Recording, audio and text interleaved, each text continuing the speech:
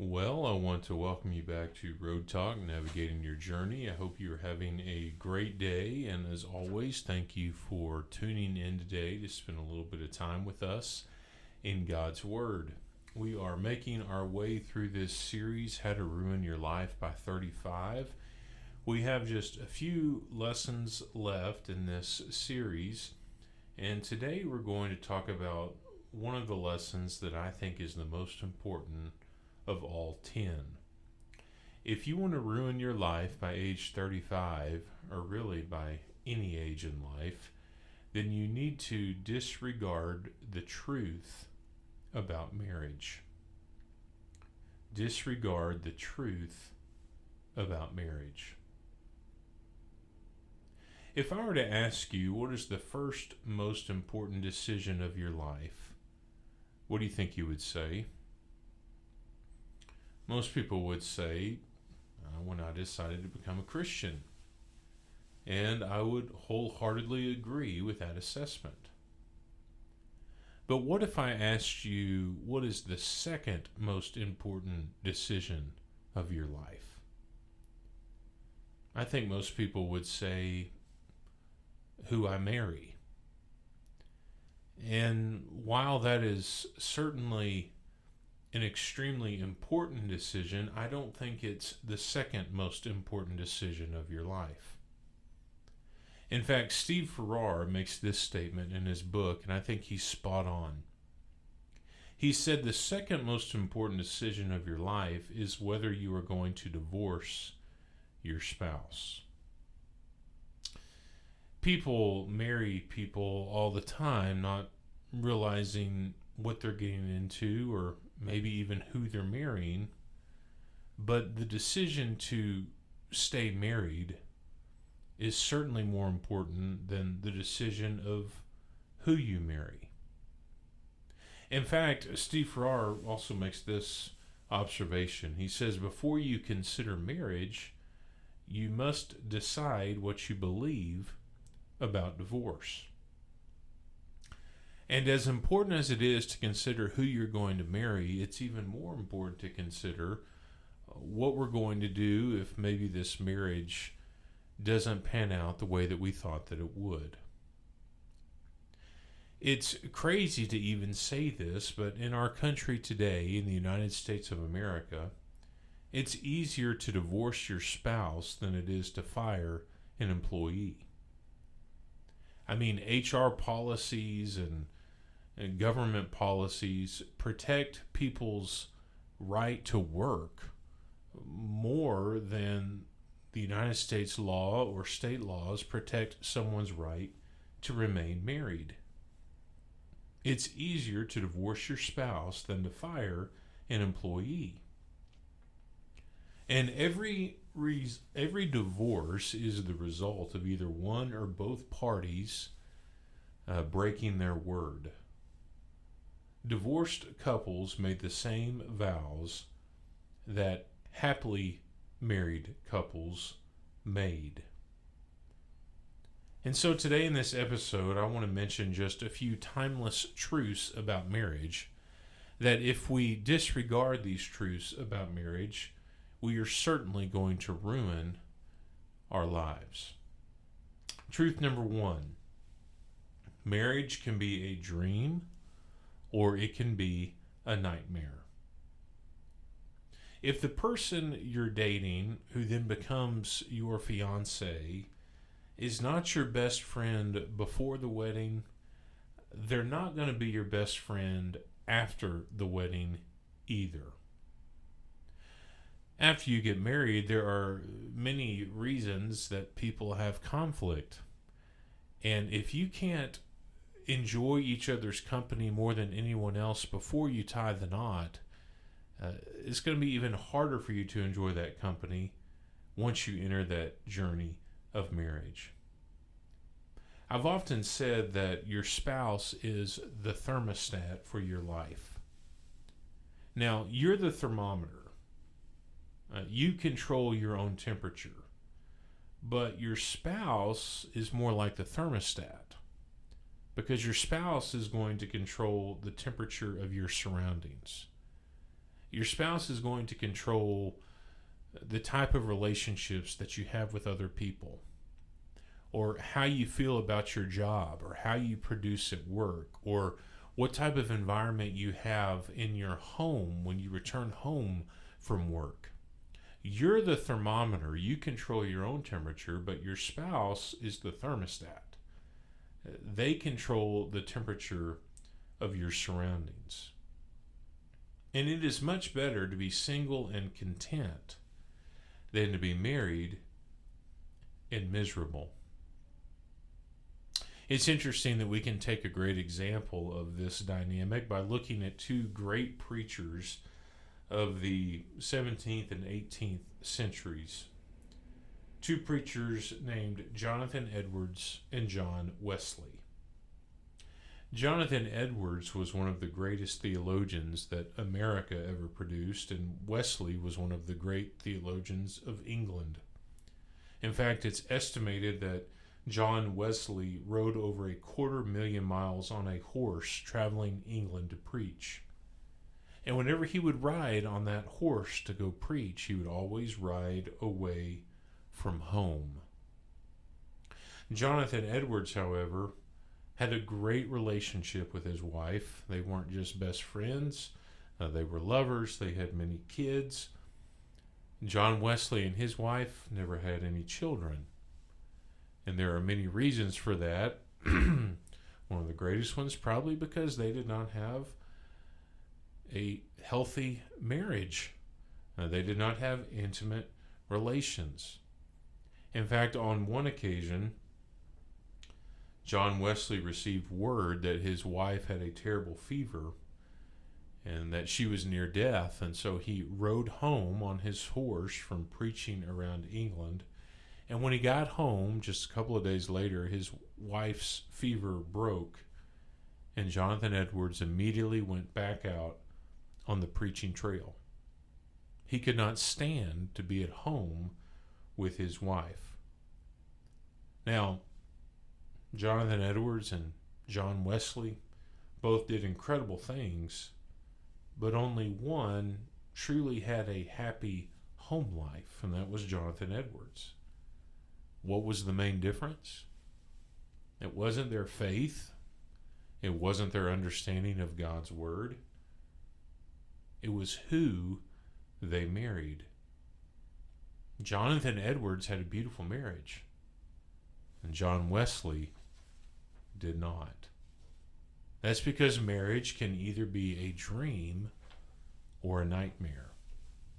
Truth number 2, marriage cannot be built on sex.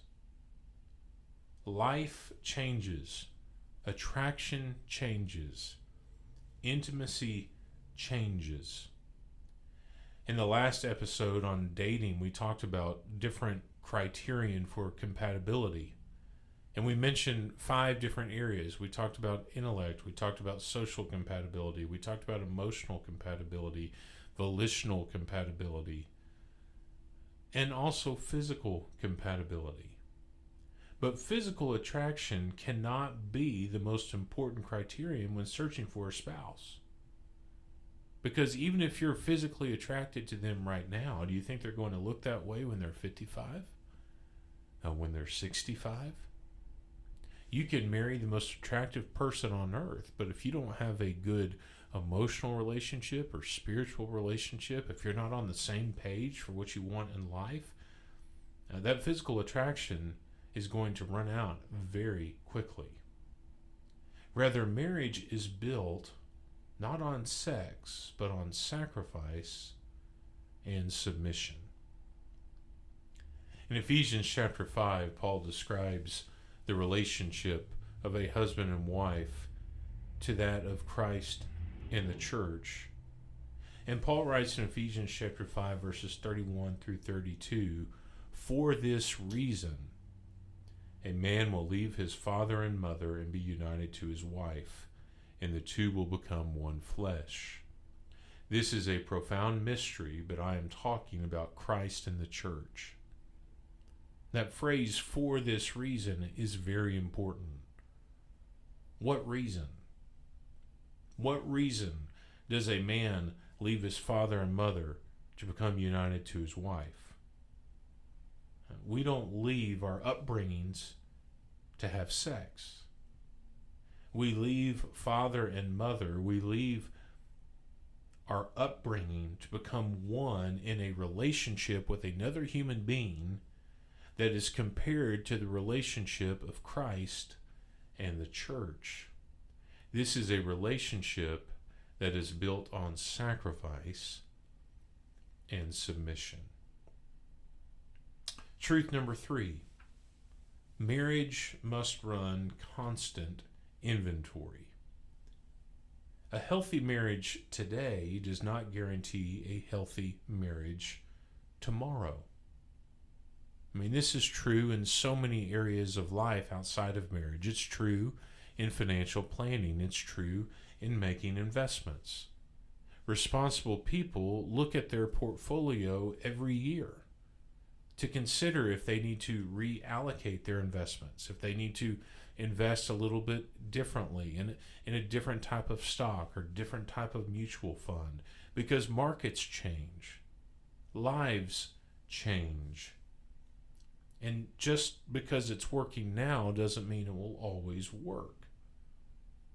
You know, the actual definition of insanity is doing the same thing over and over again, expecting a different result. Well, there are many insane marriages out there. They do the same thing over and over because it worked at one time. Rather, a healthy marriage runs constant inventory about what needs to work right now. And then finally, truth number 4, marriage is for life. You know, would armed robbery be an option for you if you ran out of money? Well, I hope not. It's against the law. It's dangerous. It can put you behind bars. Most people understand that if money gets tight, armed robbery is not an option. But very few people understand that when life gets tough, when the relationship is not what it used to be, that divorce is not an option either. But so many people turn to divorce, so many people run away from the problem rather than fixing the problem right now. It's told that the famous Spanish explorer Hernando Cortez would conquer many lands, but when they came upon landing at Veracruz, Mexico, when his troops went on to the land after coming there from the sea, Hernando Cortez burned their ships. And the reason he burned their ships was so that the soldiers would know that returning back home to Spain was not an option. They could only move forward to conquer the land of Mexico. Marriages today need to burn their ships. They need to understand that when times get tough, we can't turn around and get on a boat and go back home. But we have to stay here together, and we have to figure out this challenge hand in hand. So, if those are the truths about marriage, people often ask the question, well, how do I know that I've found the right person?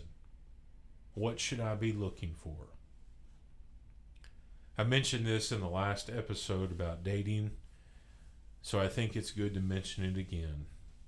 In searching for the right person, what questions should I ask? Here they are.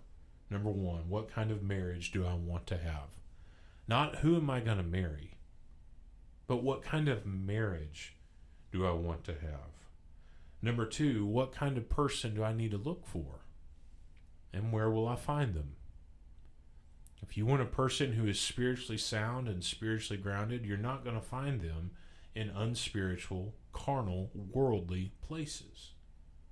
It's been said that if your circle is not making you grow, you don't have a circle, you have a cage. People often say, this is my circle, these are my people. Well, if your people are not making you a better person, they aren't helping you, they are hurting you. You don't have a circle, you have a cage. You are going to be the average of the 5 people that you spend the most time around. Who are you spending your time with? If you want to be a person who is drawing closer to the Lord, you have to spend your time around people who want the same thing.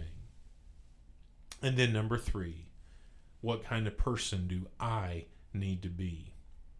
I know who I'm looking for, the type of person. But that very type of person I'm looking for is only going to be attracted to me if I'm that type of person in return. So where do I need to grow? And how do I need to live? If you want to ruin your life by age 35, disregard the truth about marriage, and I promise you it will happen. Remember, marriage can be a dream or a nightmare. Marriage cannot be built on sex. Marriage must run constant inventory, and marriage is for life. As always, thank you for spending some of your time today with us here at Road Talk. Keep your eyes on heaven, and I can't wait to talk with you next time. God bless.